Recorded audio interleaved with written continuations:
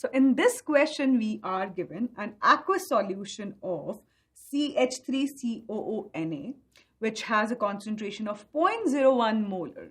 And we have been given pKa value of acetic acid as 4.74.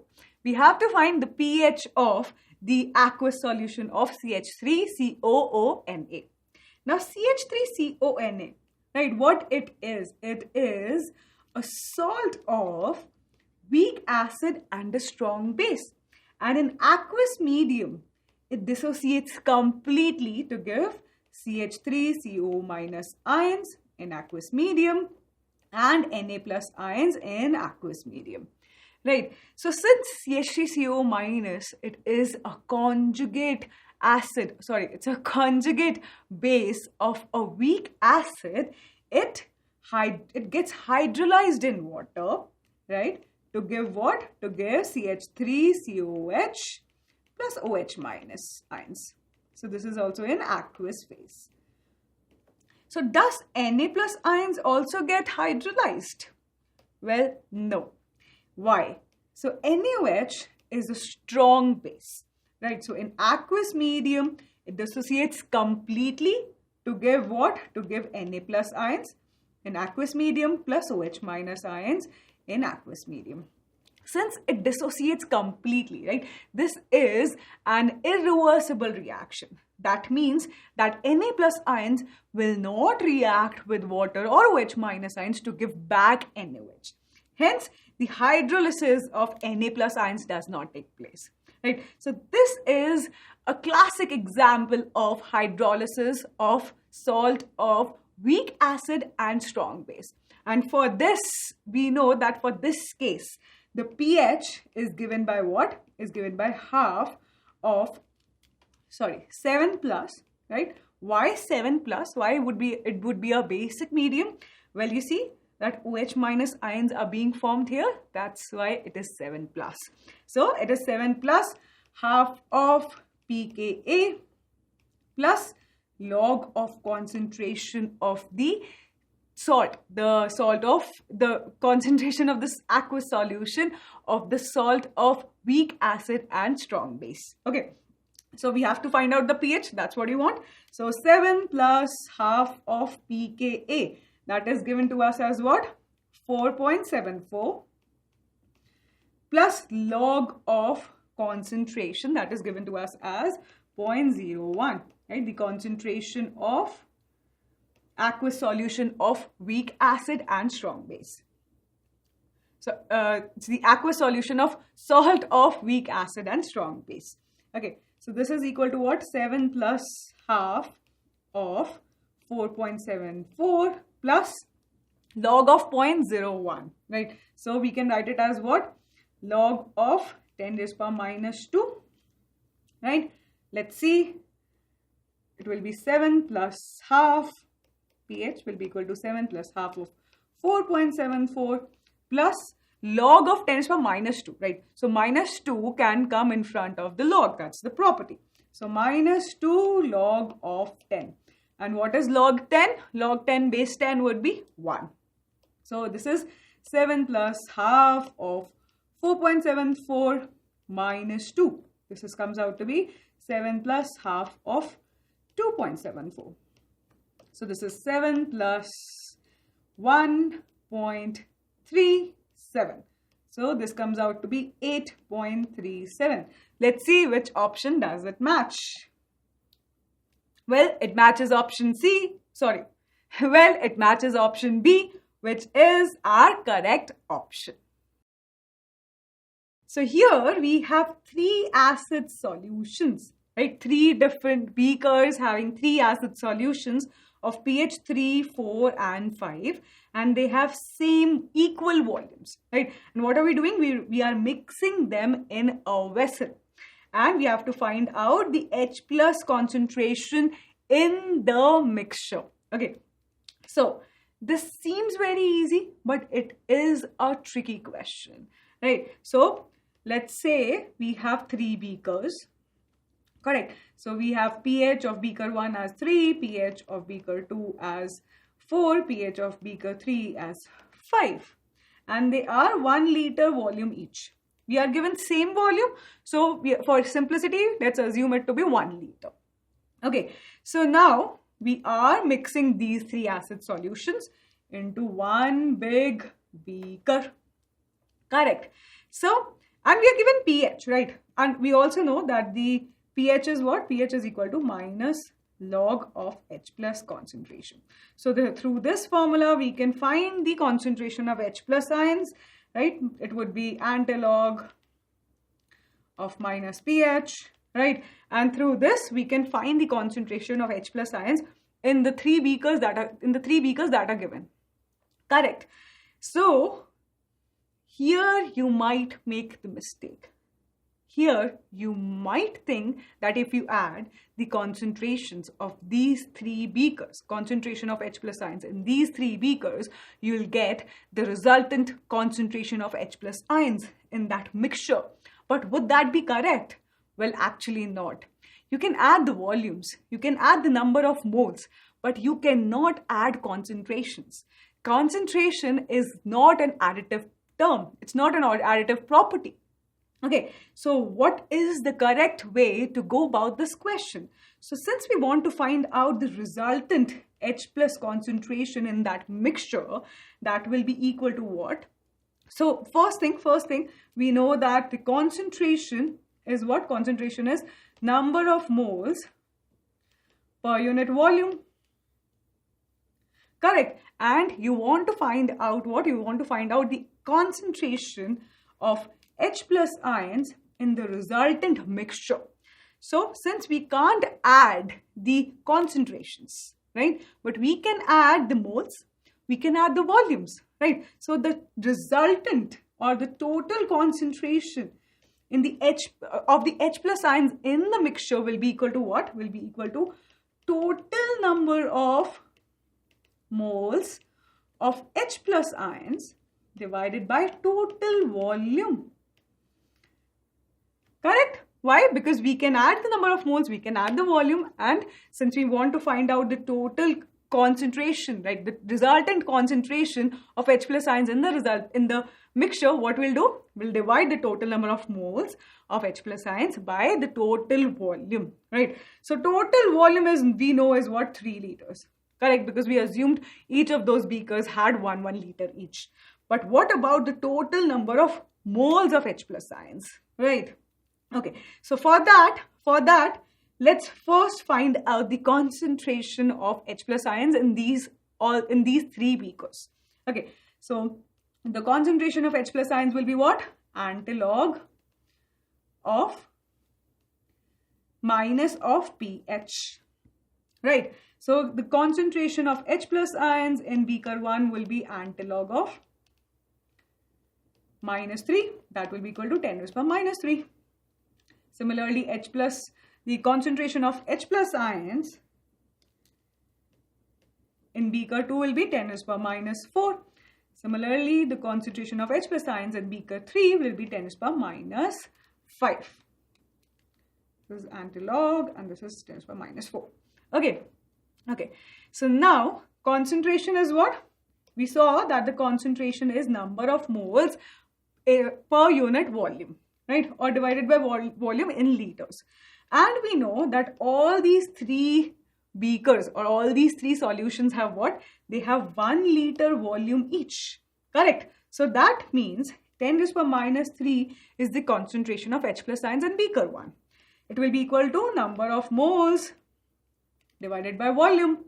So number of moles of H plus ions, right? In beaker 1 will be what? 10 raised to minus 3 into V. And we know is what? That is 1 liter. So number of H plus ions in beaker 1, number of moles of H plus ions in beaker 1 is what? 10 raised to minus 3. Similarly, number of moles of H plus ions in beaker 2 is what? 10 raised to minus 4, because even beaker 2 has volume of 1 liter. Similarly, number of moles of H plus ions in beaker 3 is what? 10 raised to minus 5, right? So now we know the total volume, that is 3 liter, and we also know the total number of moles of H plus ions. We don't know it yet, we'll calculate. Let's calculate. So it will be 10 raised to the power minus 3 plus 10 raised to the power minus 4 plus 10 raised to the power minus 5.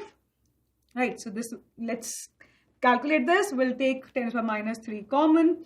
It will be 1 plus 1 upon 10 plus 1 upon 100 divided by 3. Right, so this will be equal to what? 10 raised to the power minus 3 into 100 plus 10 plus 1 divided by 100, and there is also 3. Okay, so this comes out to be what? This is 1.11 divided by 3 into 10 raised to the power minus 3. Correct? I'll solve it a little above here. Okay, so what is this? This is pretty easy calculation, but still, so it will be 0.3, 3 3s are 9, 21, right? So 0.37 into 10 raised to the power minus 3 will be the concentration of H plus ions in the mixture, in that final bigger mixture, right? So let's see which of the options does it match. So the calculation came out to be what? 0.37 into 10 raised to the power minus 3. Correct. We can also write it as what? 3.7 into 10 raised to the power minus 4. Correct. And if we look at the options, we know that option D is our correct option. In this question, we are given 4 carbocations, right? And we have to find out of these 4 carbocations, which one is the most stable. Now, we know that the stability of the carbocation, right? So the carbocations are most stabilized by aromaticity, followed by resonance, followed by hyperconjugation, and then the least stabilized by inductive effect. Correct? So this is the order. The carbocation which is stabilized by aromaticity is the most stable carbocation, and the carbocation which is stabilized by the inductive effect is least stable carbocation if we compare these 4 factors, right? So let's see the first carbocation, the first option, what it is stabilized by. Well, the first carbocation has 4 alpha hydrogens, right? So it is stabilized by what? It is stabilized by hyperconjugation.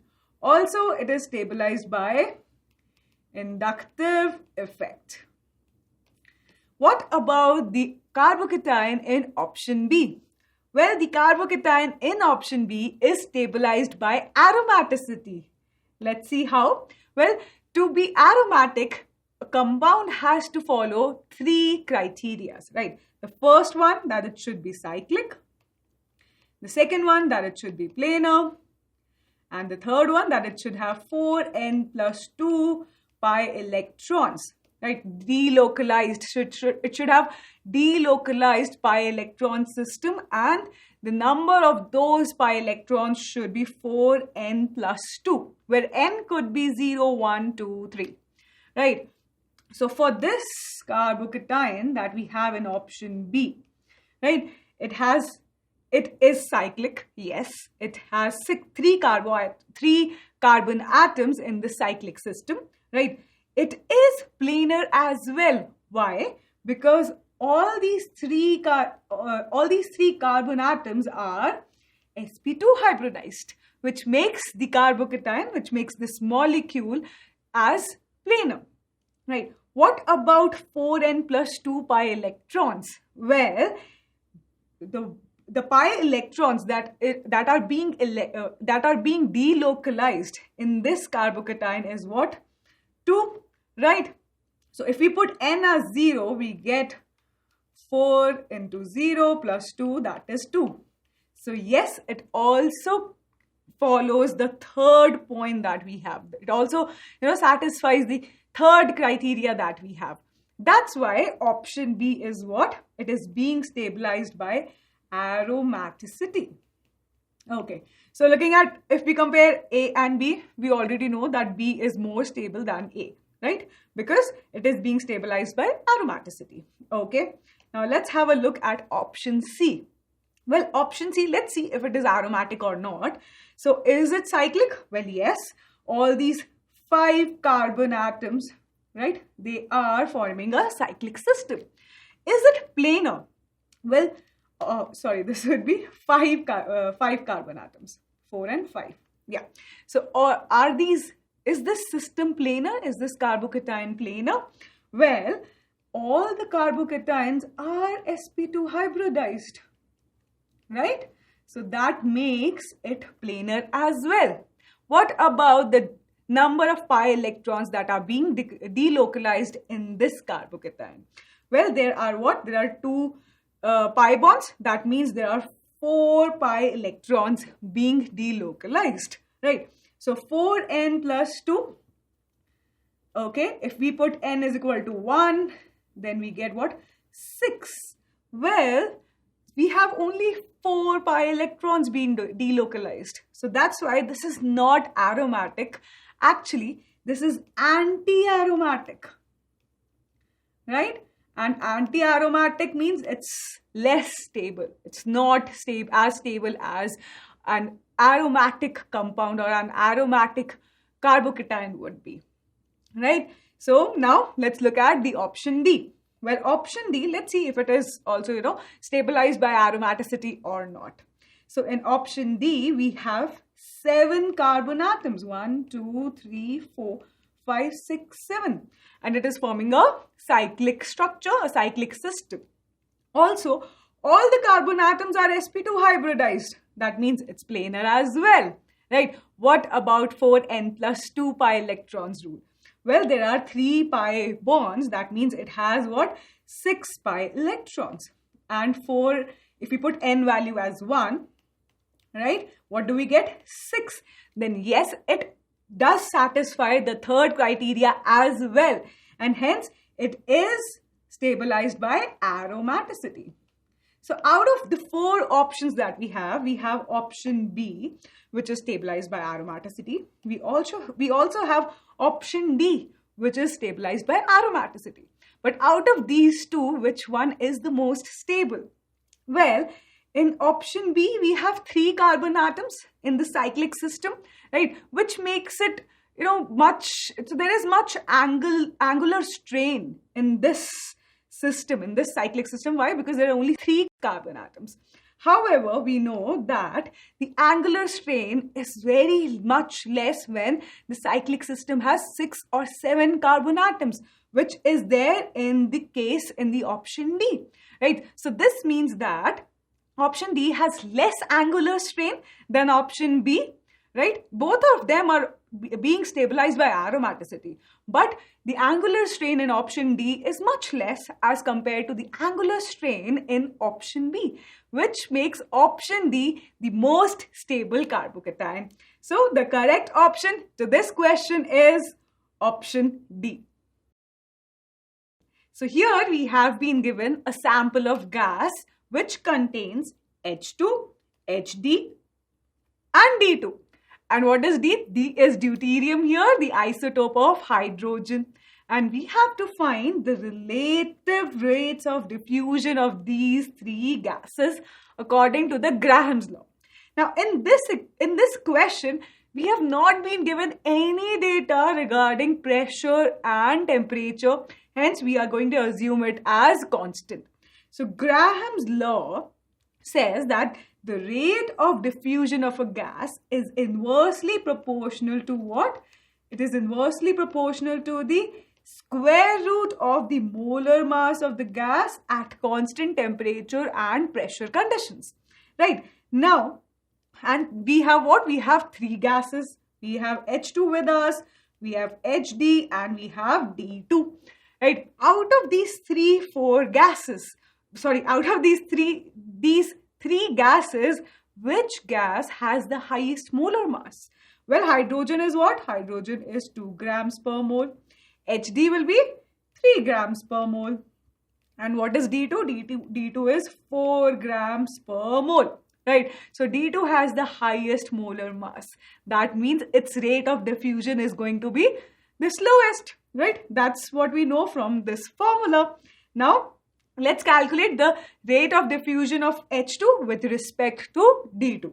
Right, so rate of diffusion of H2 divided by rate of diffusion of D2 will be equal to what?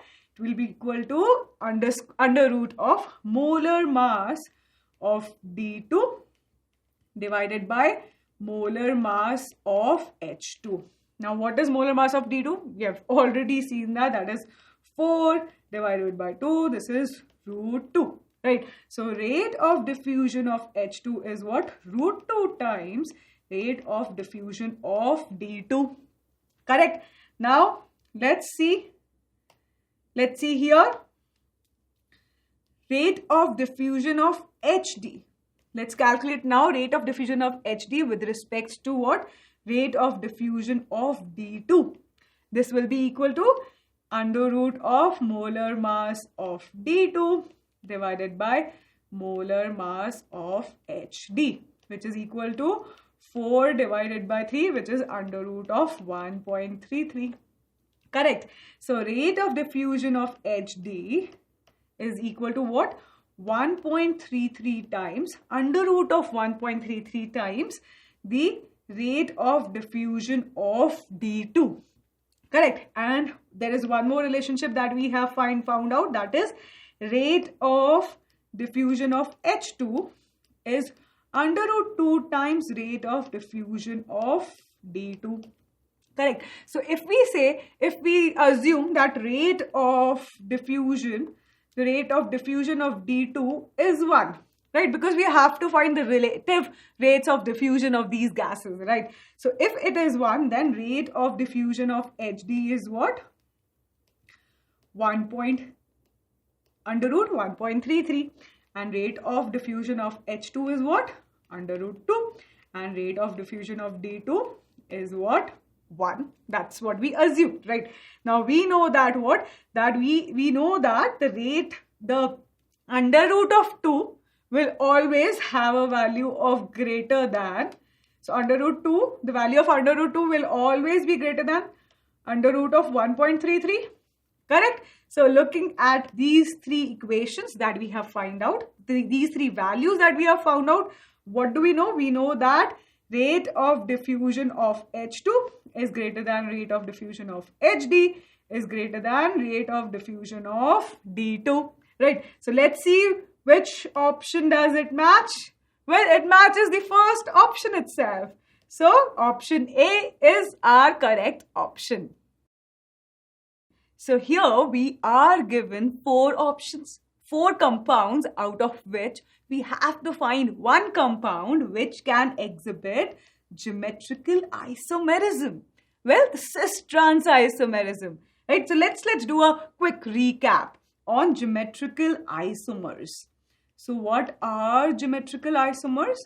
Well, they have the same molecular formula, right? And they also have the same structural formula. But what differs is the arrangement of the groups or the atoms that are around this C double bond C. Right? So let's see, we have a C double bond C here. Right? So it can have what? It can have 4 groups attached to it. Correct? So one thing that we have to keep in mind is that the groups attached, right, to this one carbon that is involved in the C double bond C, they should not be identical. So here I have written X and Y, right? So they are not identical. What happens if they are identical? Well, this type of compound will not lead to geometrical isomerism, or this will not actually exhibit geometrical isomerism, right? So that's why we have to ensure what? That these two groups or the atoms that are attached to this carbon which is involved in C double bond C is what? They are not identical. Right? So what are the conditions for a compound to exhibit geometrical isomerism? Well, first thing is that it should have double bond. Correct? Which is very, very obvious. Without the double bond, we won't get the isomers. Geometrical isomers actually. Yeah. And what is the next criteria? That the two groups attached, they should not be identical. Right? So let's have two different groups attached here. So what isomer or what kind of isomer is this? Well, since both X groups or both the same groups are on the same side of what? Of the double bond, that's why we call this isomer as what? Cis isomer. Right? Similarly, the two Y groups are also on the same side of the double bond. Right? So this leads to what? This leads to an isomer, cis isomer. What about the trans isomer?